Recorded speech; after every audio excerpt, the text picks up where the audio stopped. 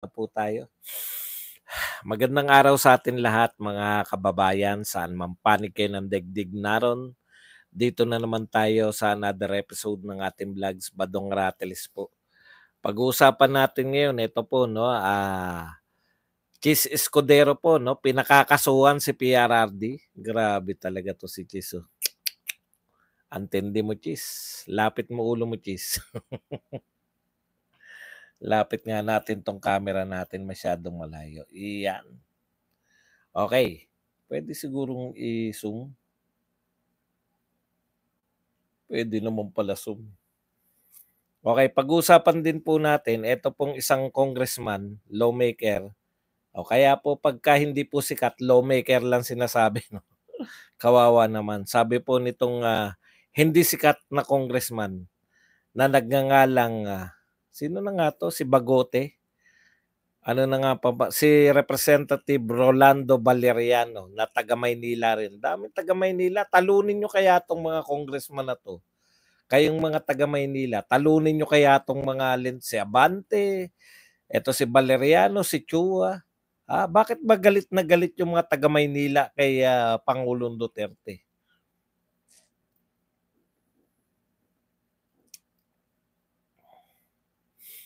Okay. Pasensya na, hindi ko po sinasadya tong setup na to. Hindi ko po to gusto. Kasi alanganin ako.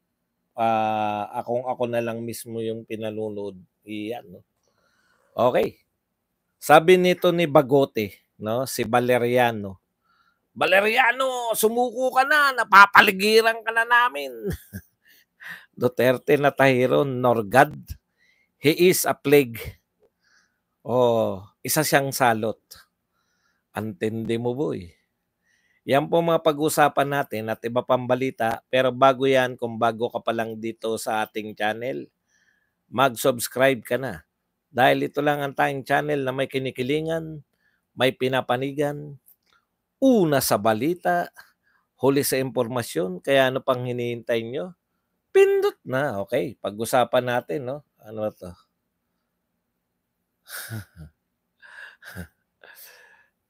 Ito po, kung ano na lang po yung lumabas dito, no? Sabi po ni Nina Bellatrix, curious how Espinosa, Guban, Garma, etc. were all suddenly absent from Senate hearing at the same time. What did they all fell ill together? It smells like a script where witnesses are just fed lines by the congressman and they're afraid to be exposed. Senate must cite them in contempt. Alam nyo, totoo po to, no? Tama po yan. Si Leonardo may COVID, nagkasakit si Garma, tapos si Guban, walang paliwanag, no? Hindi po obra na, kung yung si Pastor Kibuloy, di ba? Na, kumbaga, tao pa ng Diyos. Talagang binigyan nila ng contempt order at pinahunting, no? Dahil ayaw dumalo sa Senado. Aba, hindi po porket kaya sila ay testigo ng Kongreso. Diyan nyo po makikita, no? Napaka-insecure po ng mga may hawak dito kalagarma. Kasi kinakailangan nila yung talagang siguro yung script na script, no?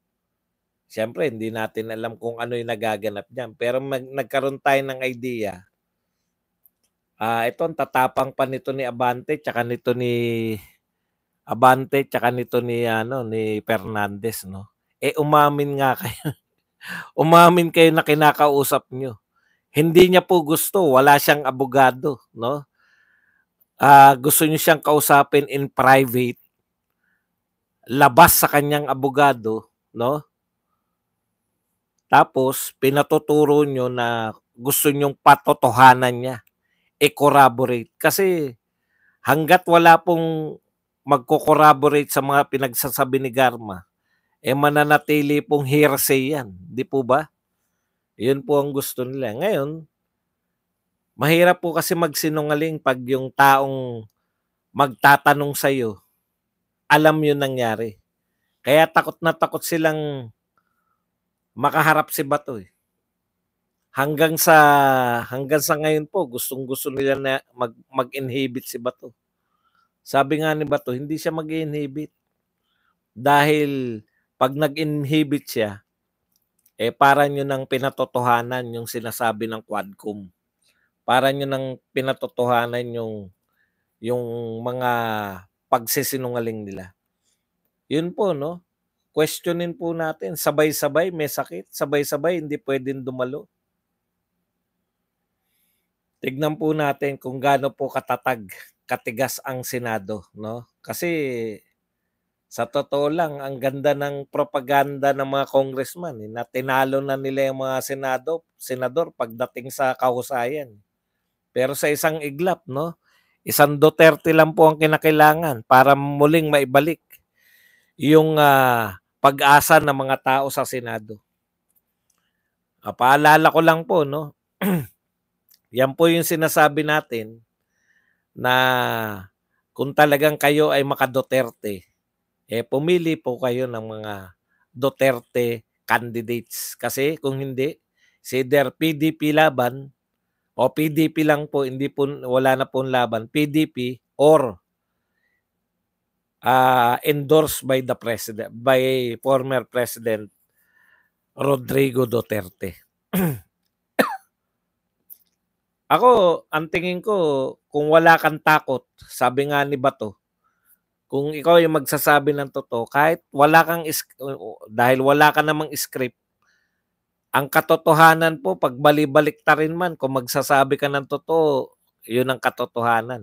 Di po ba? Pero kung kasinungalingan po yung sasabihin nyo, madali po kayong butasan. Dahil naka-script lang kayo eh. Lituhin lang kayo, mawawala na kayo.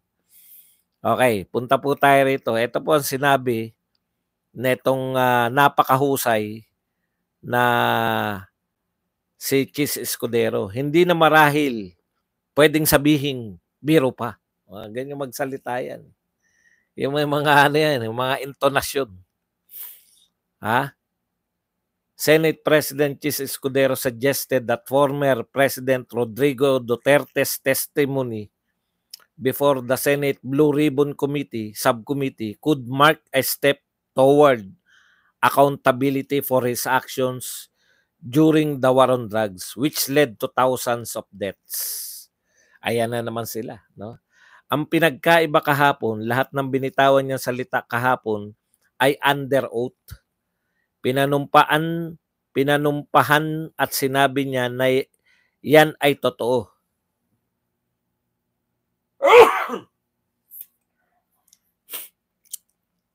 Abot sa kanyang nalalaman na pwedeng magamit kung sakasakali pabor o laban sa kanya. Yan po, no? Kaya ang sabi po ni Escudero, ito po sinabi niya lahat ng binitawan niyang salita ay under oath, pinanumpaan, hindi na marahil pwedeng sabihing biro pa ang anuman sa pinanumpaan niyang sinabi niya kahapon. Ito malupit na sinabi ni Escudero, no? Sana hindi matapos sa paglalahad sa committee. Sana idiretso nila sa pagsampa ng kaso. Antindi, no? Ito po, kasi simula pa lang po ng Senate hearing, may conclusion na kagad si Chis Escudero. Siya pong pinuno ng Senado, 'di ba? Ang conclusion niya, dapat makasuhan si President Duterte. Makasuhan saan? Ano ang krimen? Magtapatan na po tayo, no? Ano ang krimen ni Pangulong Duterte na inamin niya daw doon sa Senate hearing? Ang alam ko pong inamin niya, siya ang responsable sa war on drugs. Di po ba? Malinaw po yan. Kaya, kung nakabuti po ang war on drugs, dapat nga bigyan nyo ng congressional medal. Kung ano man yung pinakamataas na pwedeng ibigay ng Senado, dapat ibigay nyo kay Pangulong Duterte. Kasi, biruin mo, siya yung umaako ng responsibilidad Sa kanya talaga, siya talaga ang war on drugs. Mabuti ba ang naging resulta ng war on drugs sa mamamayang Pilipino o masama? Di ba? Sa tingin namin, hindi lang po sa tingin namin, no? Datos po ang magsasabi kung bumaba yung krimen ng 70%, buhat nang umupo si Pangulong Duterte, dahil po yan sa kanyang war on drugs, dahil po yan sa kanyang war on criminality. Hindi na po maitatanggi ngayon. Mayroon pong direktang ugnayan, ang kriminalidad at ang paggamit ng droga. Habang excuse me po, habang dumadami ang gumagamit ng droga, lumalaki rin po ang krimen na nagaganap sa Pilipinas. So, ano nga yung ikakaso? Magandang pakinggan yung mga patula mo eh. Una, unfair yan, no? Napaka-unfair nitong Senate President dahil may konklusyon na kagad siya. Ang konklusyon niya, eto, basahin ko nang sinabi, sana hindi matapos sa paglalad sa committee, sana idiretso nila sa pagsampa ng kaso. So, wala kang kagatol-gatol. Unang hearing pa lang, magsampa na ng kaso, inuutusan mo yung mga senador. Alam mo, ito ang pinaka-bias na Senate President so far, no? Na narinig ko. Wala nang tago-tago eh. Yan ba ang sinabi sa'yo? Na huwag kang magtago? Sa kunwari, wala kang bias? Ang nire-request ba sa'yo ng amo mo? O waiter ka lang, di ba? Ang nire-request ba sa'yo, kinakailangan marinig ko. Na bias ka laban dyan kay Rodrigo, yun ba? Matindi tong Senate President na to. Kaya alam nyo na po ang patutunguhan yan. Ang patutunguhan po nito pong Senate investigation, pagsasampa ng kaso. Bakit? Utos ng Senate President na malamang inutos din sa kanya ng amo niya. Kung sino yung amo niya, wag mo sabihin ng amo mo ay taong bayan. Rhetorics yan. Dahil ang taong bayan naniniwala sa war on drugs ni Tatay Digong. Kung kami masusunod, no? Kung kami masusunod, waiter Escudero, hindi dapat sampahan ng kaso si Tatay Digong. Bagkus, dapat buhay pa yan. Pinagtatayo na natin ng bantayog dahil sa ganda ng ginawa niya para sa bayan. Lalong-lalo na yung war against drugs. Yung pinagmamalaki mo nga na maliit na lang yung krimen maliit na lang yung criminality. Yung crime rate sa panahon ni Marcos ay direktang epekto yan ng war on drugs, war on corruption at war on criminality ni Tatay Digong. Binabaliktad mo pa, kinumpara mo pa mas mataas daw yung krimen nung unang 2 taon ni Digong kaysa yung unang 2 taon ni Marcos. Galing si Digong sa mataas talaga Marami pang adik, marami pang kriminal. Swerte ni Marcos, galing siya sa nabawasan na talaga. Mababa na ang krimen. Di ba? Yan ang katotohanan. Ngayon, maghihintay kami ng 6 na taon.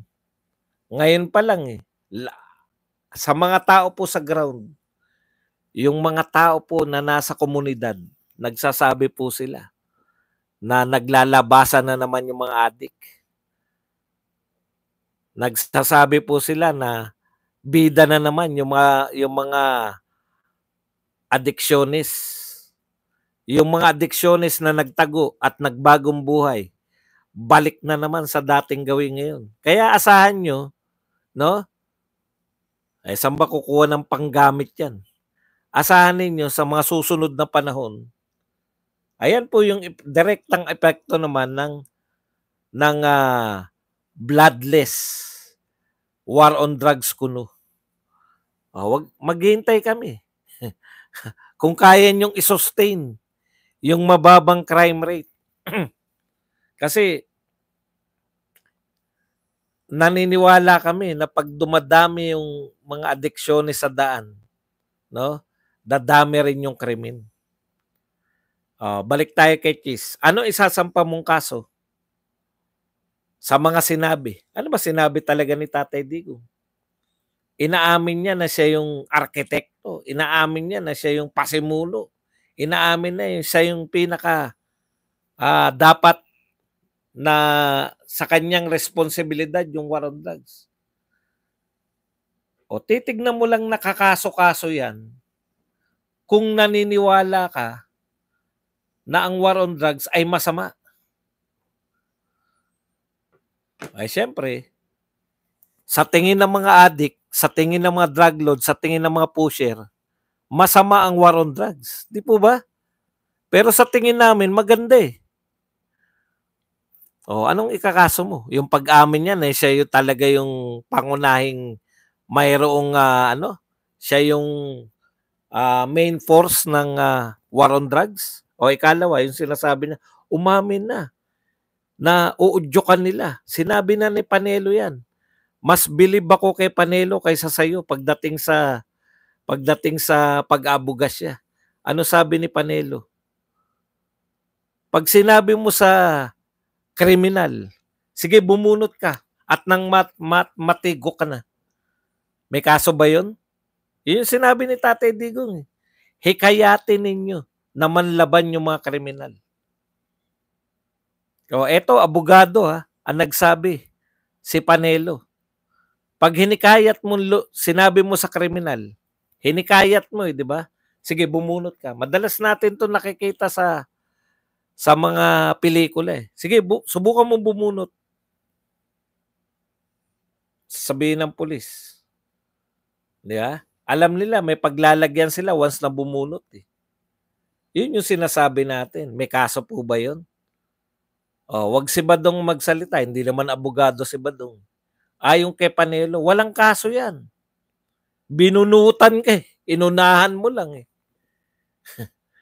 Kaya, etong mga sinasabi nyo, tsaka, alam mo, Chis, yung litanya ninyo, no, na ang war on drugs, kaya napatay yung 6,000 ay nanlaban, mismo ang bumasag niyan, binasag mismo yan ng, kasi sabi nung addict na pare, alam nyo, kung may nagsisinungaling dyan, yung addict na pare ko, no, tinanong siya ilang taon, ano yung ginagamit nyo? Nung kayo'y addict pa. 15 years gumagamit ng shabu. Alam mo, 15 years kang gumagamit ng shabu, straight ka pa magsalita. Putya, bulahin nyo ko. Walang utal-utal si father. 15 years. Hindi kami gumagamit ng shabu, pero hindi nyo naman kami pwedeng bulahin. Walang utal eh. Diretso magsalita eh. 15 years na nagsasyabu. Pinagbubulang mo muna kami, father eh. Yan, malaking kalokohan yan. Wala kang ngiwi, wala kang utal. Katarantaduan. Kahit na hindi ka na gumagamit, mahirapan nang ibalik yun. Malamang, tignan nyo, may artista anong pangalan yung malaki yung na may edad na ngayon. Gumagamit yun. Alam mo kagad, pangiwi-ngiwi. Kahit na nagbagong buhay na siya, kahit na hindi na siya gumagamit, wala kang ngiwi, father? Wala kang espiritik ng mga mata? Pinagbubula mo naman kami. Straight ka? Straight kang Kaya doon pa lang puta, duda na ako eh. Na 15 years na gumamit ng shabu eh. Hindi yung pagiging proud niya eh. Niloloko tayo eh. Ang dami-dami. Janisorado, di ba? Kahit na nagpapayo na siya ngayon, maayos na yung kanyang hindi na talaga siya, meron na talagang traces Meron pong hindi maibabalik eh. Kahit si Maricel Soriano nga, di ba? Merong hindi mabalik. Oh, meron po eh. Dati nga utal yan eh. Putya, talaga? Pinaganap nyo sa pelikula to? Ikaw lang ang kaisa-isa, Father. Ha? Ikaw lang ang kaisa-isa na 15 taon na gumamit ng shabu na walang epekto. No speech defect, no ngiwi. Huta baka niloloko ka lang, Father, ng mga ng mga kasama. Baka naman hindi naman shabu yung tinitira mo.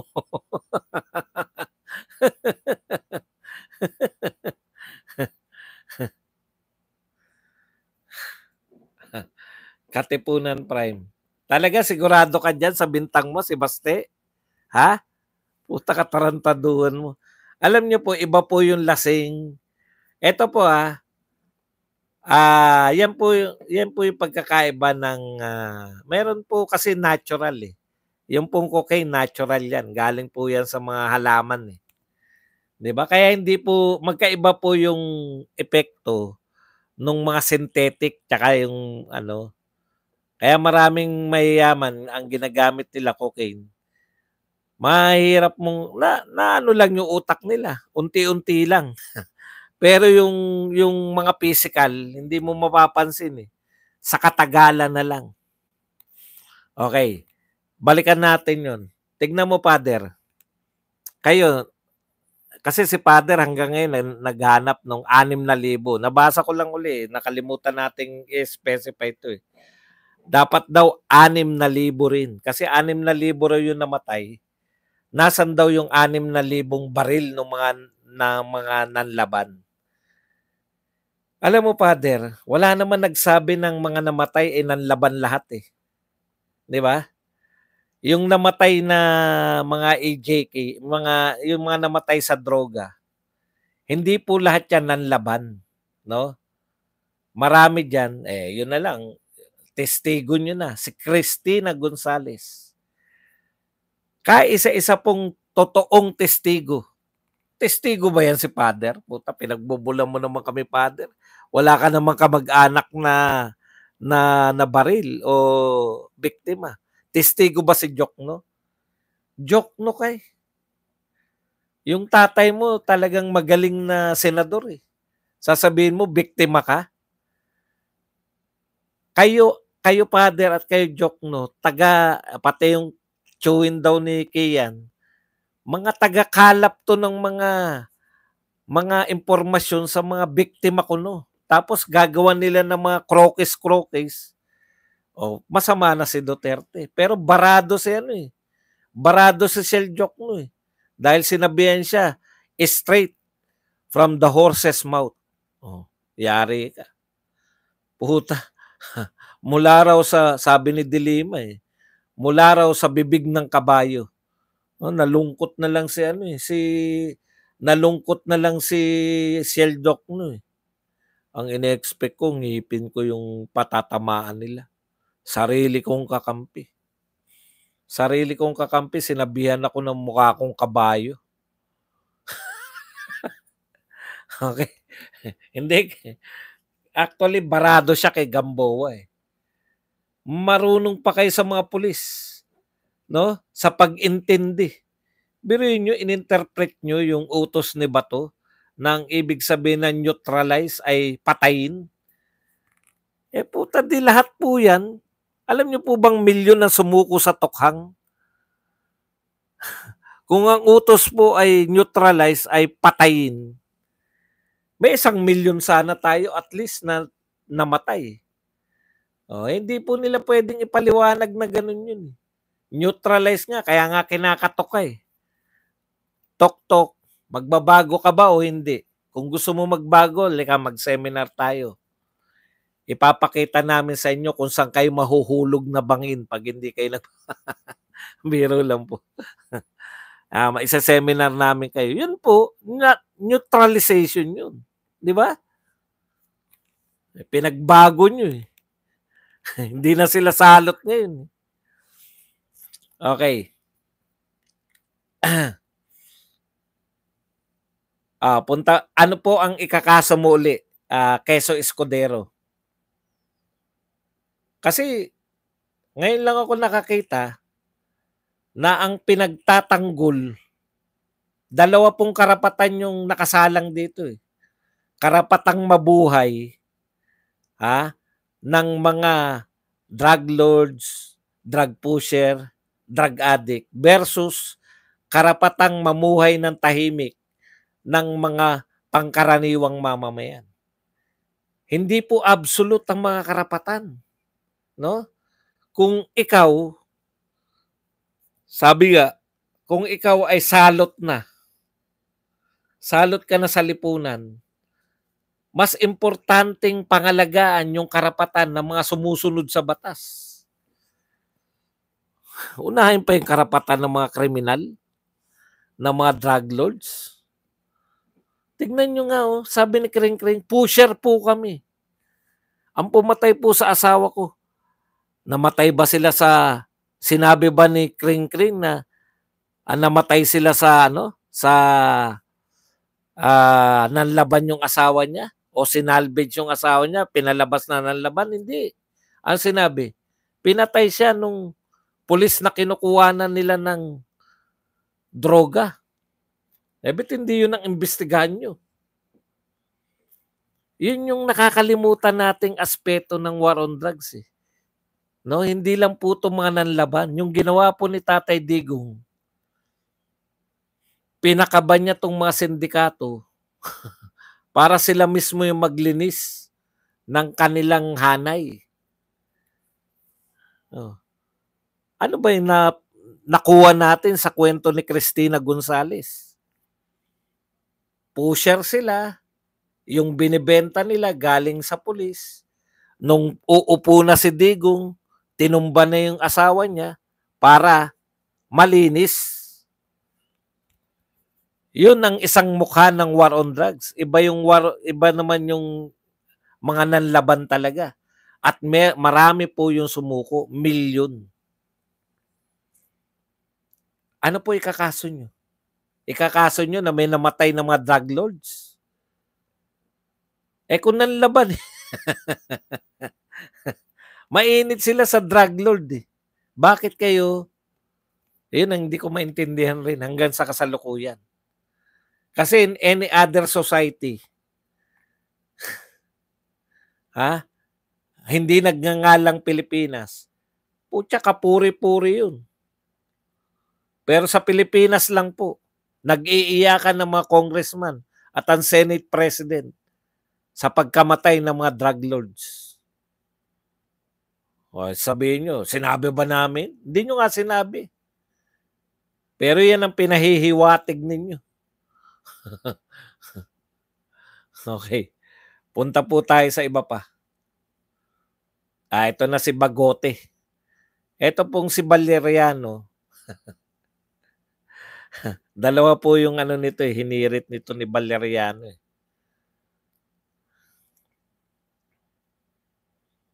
Ito muna tayo. Sabi po ni Valeriano, Duterte, not a hero nor God. Thank you very much muna kay Noli Me Tangere.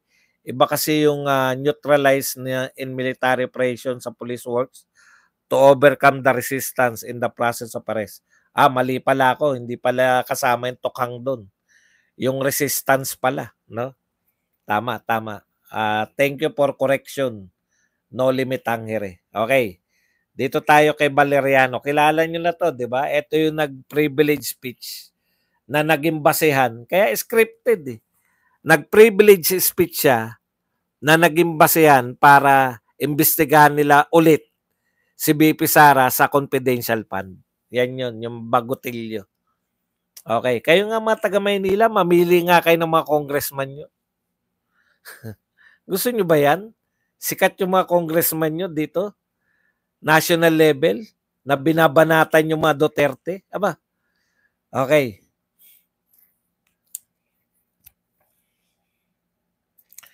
Duterte, not a hero nor God. He is a plague. O isa siyang salot. Tanong namin, Totoo bang salot si Duterte? Ako po naniniwala ako rito kay Valeriano. Tama ka kung salot si Duterte. Pero kanino? Kanino salot si Duterte? Salot siya sa mga drug lords, salot siya sa mga drug pusher, salot siya sa mga addict. Hindi sila makapag-happy-happy, di ba? Salot din siya sa mga corrupt officials, salot siya sa mga magnanakaw sa gobyerno, salot siya sa mga magnanakaw sa mga OFW, salot siya riyan sa mga naglalaglag bala, salot siya sa mga cotton caps, sa mga ninja caps, salot siya sa mga sindikato, sa mga magnanakaw sa gobyerno, sa mga congressman na tagapagtanggol ng mga drug lords, sa mga congressman na pasa ng pasa ng mga flood control program. Yan, salot siya sa mga salot ng lipunan. Pero, sa madaling salita, salot siya sa mga kriminal. Pero, sa aming mga mamamayang Pilipino, okay na okay siya. In fact, wala naman po nagsabi na hero si Pangulong Duterte. Kayo lang nag-iisip niyan. Lalong hindi namin sinasabing God si Pangulong Duterte. Ikaw lang. Yung bagote mo kasi sumusobra na eh. Dapat kasi, baka yan na nagpapasya sa buhay mo. May narinig ba kayong DDS na hero at si Duterte ay God at hero? Pero, ito yung pero dun eh. Salot siya sa inyo. Pero sa amin, hindi po namin sinasabi na siya ay hero, hindi namin sinasabi na siya ay Diyos. Pero sinasabi namin at ipinagmamalaki namin na siya ang pinakamagaling na naging Pangulo ng Pilipinas. Mula kay Aguinaldo hanggang kay Marcos Jr., si Pangulong Duterte ang pinakamagaling, pinaka-epektibo, pinakamahusay na leader ng Republika ng Pilipinas. Di ba? Coming from an Ilocano. Ang dami pong Ilocanong naging presidente. Pero isang Bisaya po na taga Mindanao ang pinakamagaling na Pangulo ng Pilipinas. Sorry na lang. Salot sa inyo, pinakamagaling sa amin. Okay. Eto po, nako, nakakakaba po itong sinasabi ni no? Nakakakaba po itong sinabi ni Sunny Trillanes. Basahin po natin. Na-transmit na po ngayon. Ngayon. Pag mga usapin na ganyan, naalala ko si Abalos. Na-transmit, ngayon po to, ngayon. 7. 7 krimen out of 10. Ngayon, ay dulot ng droga ngayon. Bumalik na po ba? Bumalik na po ba ang droga? Ay, noon pa yan. Alam niyo yan, pag prikit ka talaga, hindi mo maintindihan mga pinagsabi mo.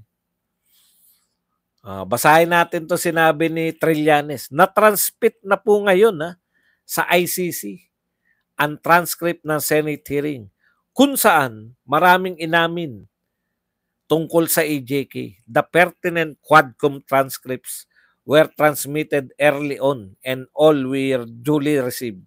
Lahat ito ay magagamit sa trial later on. Galing niya. Palakpakan naman natin sila. Teka lang pala. Bago ka namin palakpakan, teka muna, hold nyo muna palakpak nyo. Hindi po ba sinabi mo, dating Senador Trillanes, na darating na yung warrant of arrest ni Pangulong Duterte? Kailan na nga? June or July? October na po Wala pa ba? Tapos ngayon, ICC na naman. Hay nako. Oo nga pala, may pasabi po. Sinabi niya lang June or July. Sinabi niya ba na 2024? Sorry po, my bad. Kala ko naman 2024 ang pinag-uusapan natin. Pasensya na po kayo. Hindi pala, may June, July pa pala sa 2025, 2026, 2027. Nakita po namin si Pangulong Duterte. Naghamon po siya na idemanda siya eh. Nakita rin namin na sinabi niya na dadakipin niyo ako sa Davao over my dead body, di ba? Alam niyo po, be careful, no, sa mga tao sa gobyerno na ICC ng ICC. Be careful for what you wish for. Tama ba English ko? Baka magkatotoo. Delikado yan. Okay, eto po. Galit na galit po si Ronald Llamas. Ha? Ano bang makukuha nila kay Digong? Halimbawa si Coco Pimentel. Patapos na yung term niya. Yung asawa niya nasa Marcos administration na. Bakit ganun pa siya ka-differential kay Digong?